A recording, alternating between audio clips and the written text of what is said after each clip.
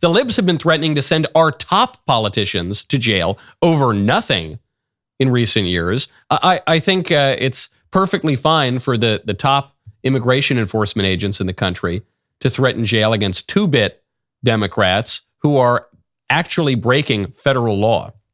Now, President Trump, of course, is moving full steam ahead. And speaking of the Democrats trying to put him into jail, those efforts seem to have failed for now. The judge here has agreed to dismiss President Trump's 2020 election interference case. This is news as of yesterday.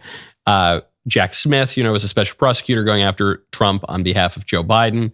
He, on Monday, filed a motion to dismiss that case as well as the classified documents case ahead of President Trump's inauguration. Why is that? Why are the federal prosecutors and judges dropping two major federal cases against Trump? Because of the DOJ's presidential immunity policy. So you can't prosecute sitting presidents. For all of American history, that has extended to past presidents who had already served, who might be looking at another term in the future. We just don't jail our presidents in this country. We didn't until the Democrats tried to. And now, because there is actual presidential immunity on the books, Jack Smith and the Dems have to stop trying to imprison Trump for now. This is a reminder. The only reason Trump is not going to jail is because he won. The liberal media are even underscoring this. They're saying it's only because of presidential immunity, not because the charges lacked merit. The Democrats would currently be fighting to put this man in jail had he lost, and they will continue to try to put him in jail after he leaves office. I think conservatives, we want to have a normal country, and so we get a little complacent. Okay, woo, we were saved. We almost had that horrid woman and all these crazy liberal policies, packing the Supreme Court, getting rid of the filibuster, imprisoning our political opponents. But that didn't happen. Okay, good. Let's let bygones be bygones. I hope that we can get to a place in the culture where we have justice restored, where we don't need to worry about presidential candidates and former presidents being imprisoned, but we're not there yet. They want to put Trump in jail still. The only thing that stopped them is the mandate from the American people. So we need to reset our norms and our laws and our regulations to make sure that the Democrats cannot do what they obviously want to do when they have the chance. Go to HometitleLock.com, promo code Knowles. Did you know that American homeowners have over $32 trillion in equity?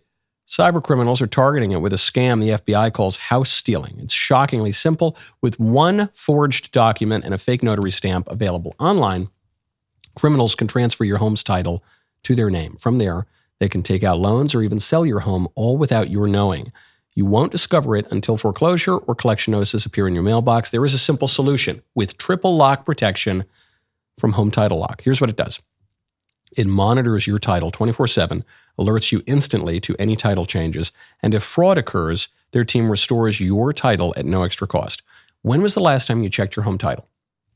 Like most people, probably never. That is exactly what scammers are counting on. How can you stop them? You head to HometitleLock.com, use promo code Knowles, KNWLES, for a free title history report and a 30-day free trial of triple lock protection. Do not wait. Protect your home before it is too late.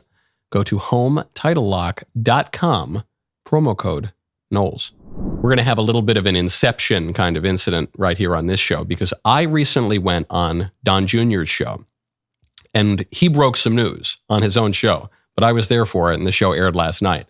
So now on my show, I'm going to air Don Jr.'s show, specifically a segment in which I talked to Don Jr. about a suggestion that I had made for the White House briefing room. Namely, I suggested that the next press secretary, to really reset the relationship between the citizen and the press, the Republican Party and the press too, should rip up that seating chart and kick out some of the old establishment outlets that have a credibility problem and an influence problem and put in some of the new media outlets that have more credibility and more eyeballs on them. And Mr. Trump, Don Jr., broke this little bit of news. So we're going to break some news here because I literally had this conversation. I was flying back. I was on the plane, I guess with my father I think it was coming back from the SpaceX launch with Elon last week.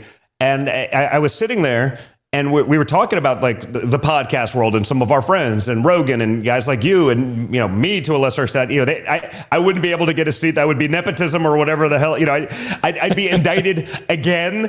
I'd have to do more congressional testimony, so I'll pass. But we actually had this conversation about opening up the press room to a lot of these independent journalists. Like, you know, why should, if the New York Times has lied, they've been adverse to everything, they're functioning as the marketing arm of the Democrat Party, like, why not open it up to people who have larger viewerships, stronger followings?